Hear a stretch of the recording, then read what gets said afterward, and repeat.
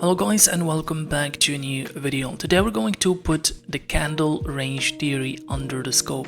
Probably the most hyped strategy on social media right now, and we're going to find out if it's actually a real edge or just garbage with heavy marketing like the rest. In this video I tested 40 to 100 different variations of this strategy, and what I found out is going to surprise a lot of people, so stick till the end. But before we get into it, make sure to check the current discount. Ballmax is running one of the most reliable futures platforms out there, and they just added 2 new pods on top of the classic evaluation. So they added the fast track, one-time fee straight to funded, so there is no evaluation, and also they added the momentum pod, a one-time evaluation fee with no monthly subscriptions and no activation fee once you got funded.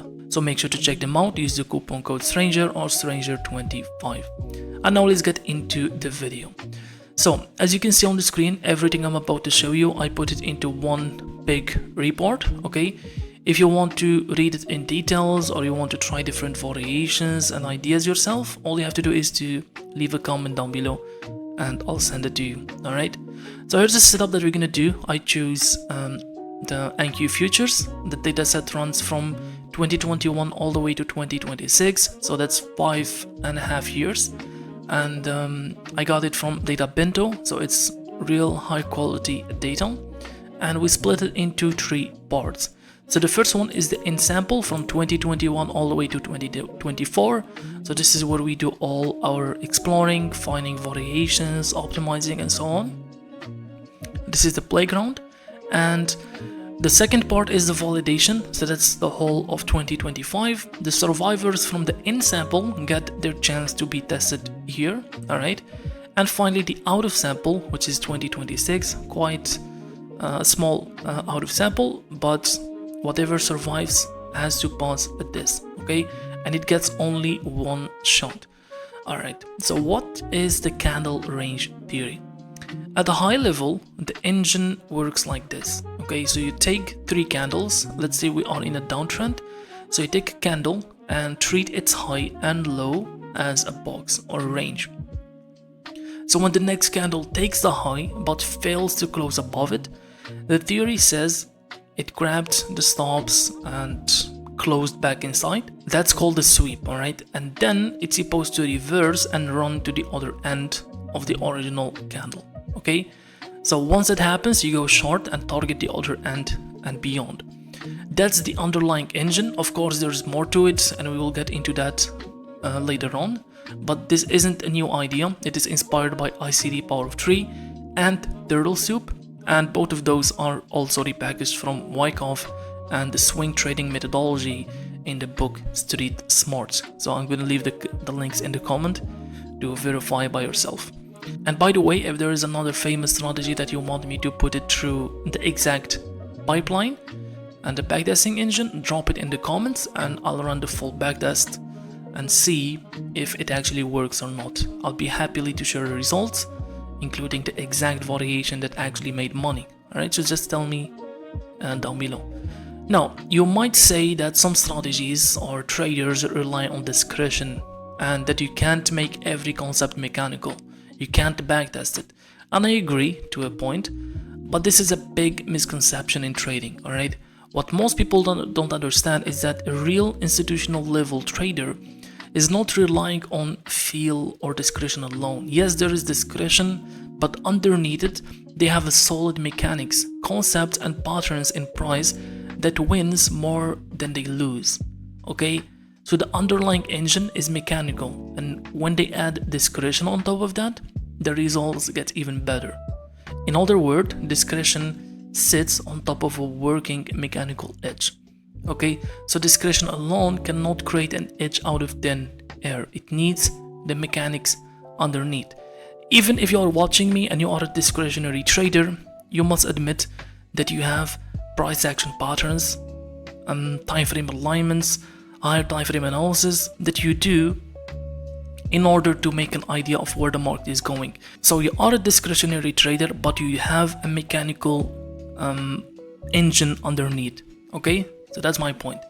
So in this video we're answering, does this candle range theory mechanical core have any edge at all before any human discretion to add. Alright, so let's talk about the variations that I created. So I wanted to give CRT every fair chance, so we built 40 to 100 versions or variation. First of all, the time frame combination, okay, as you can see, 6 different ones. Then the ways of finding a sweep or defining a sweep. When a candle takes a high, there is more than one way to call it or to define it. So I tested 10 of them. As you can see, these are all on the screen. Same for stop loss placement. Stop loss placement, guys, can be a real edge on its own. A lot of people think that stop doesn't matter, but the right placement, like either it's tight or wide stop loss or ATR based stop loss or something more advanced like a trailing stop loss, can literally take a strategy from unprofitable to profitable. Okay, so in this field we tested 7, and the same thing for take profit. So to put it all together and to multiply everything, we have 42 separate strategy, okay, combination, variation, call it what you want, and we run every single one through the backtesting engine. Okay, and as you can see, these are the results. I want you to pay close attention to this graph right here. Okay, on the x-axis is the profit factor. Okay, remember, profit factor, it just means for every dollar you lose, how much do you win? Okay, so a profit factor of 1.5 means for every dollar that you lost, you make 1.5, and that's good. Okay, that's something that you want to have. So above 1 is profitable, below 1 is unprofitable, but you really want something above 1.3. Okay, at least 1.2. Otherwise, it's just a thin edge that you cannot rely on. Now, I want you to look at the distribution. All right, about 10% had a really terrible profit factor around 0.5 and below, and another 10% had a really good one, so from 1.8 all the way to 3. But here's the important part that you should focus on. 80% of those 40 to 100 variation landed around 0.92 profit factor.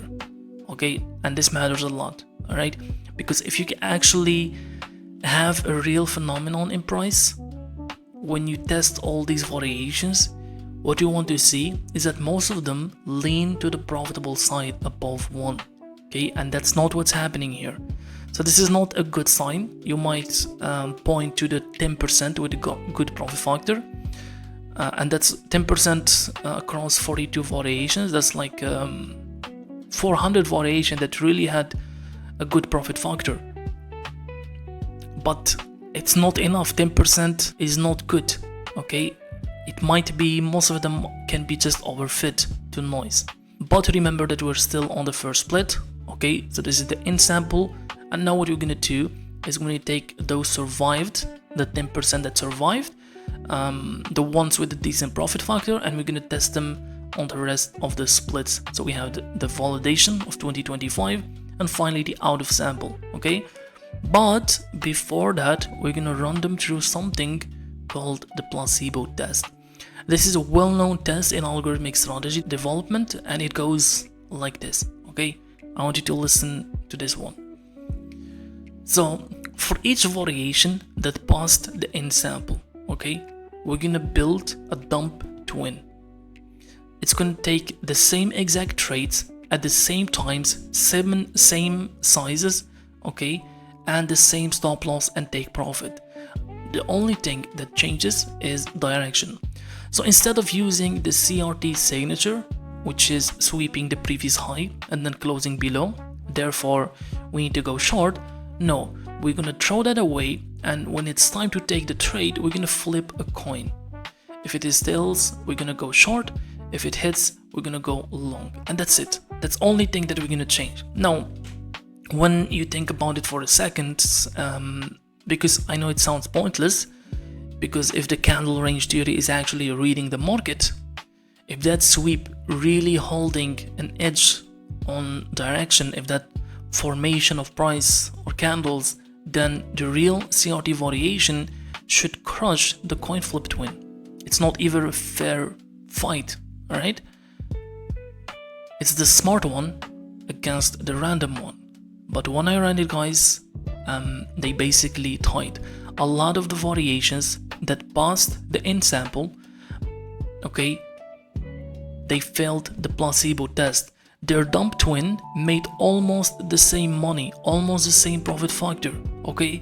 So that will tell you that it wasn't the sweep, it wasn't that candle formation, okay, giving those winners an edge. It was placing the right stop and the right target, okay? And a lot of people don't like running this test and they feel like it's pointless, okay, because they don't like the result. But it is, guys, it tells you whether your strategy is actually based on a real thing, okay?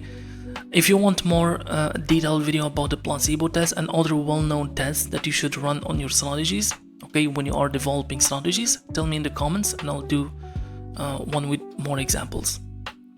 But in summary, the placebo test eliminated a large chunk of the variations that had passed on the profit factor in the in sample.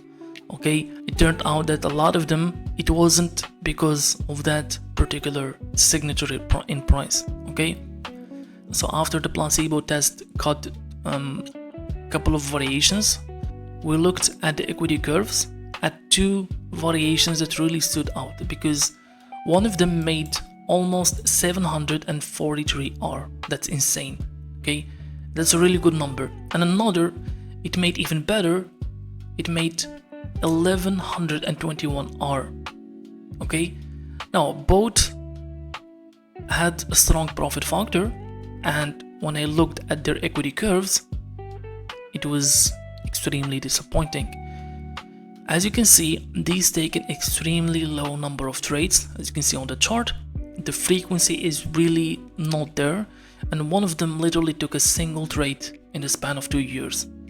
So the conditions were really hard to replicate every day or every week.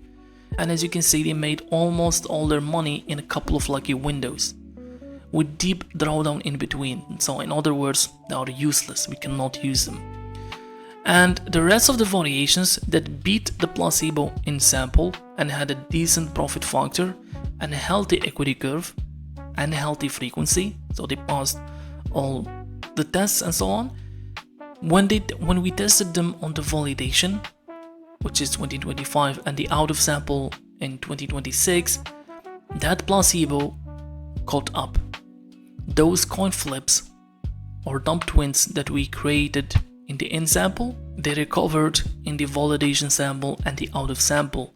Okay, same profit factor, same overall profit, which means even for the survivors, okay, that passed all the tests, the sweep, the actual candle range theory engine was not the one producing those numbers, because a dump twin that randomized direction, okay, made pretty much the same money. So it tells you that the money, it came from the structure, the overall structure, not that signature in price. So does the candle range theory have a real mechanical edge that you can trade without the discretion that they are trying to sell you? The kind that you spend years of your life chasing, based on 4200 variation that we tested, the placebo test and the sealed validation sample and the out of sample data? The answer is no. It doesn't have an underlying engine that drives the edge in your favor. Okay, the typical CRT version loses money, a profit factor of 0.92. You saw the distribution. A real edge isn't that fragile, and let me prove it to you. Okay, I'm gonna show you one. This is an edge that I'm testing on the forex side or the commodity side on gold. I want you to look at the distribution of the variations and compare to CRT.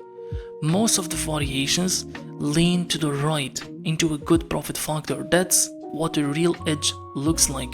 Okay, CRT is in the middle, it has nothing to offer.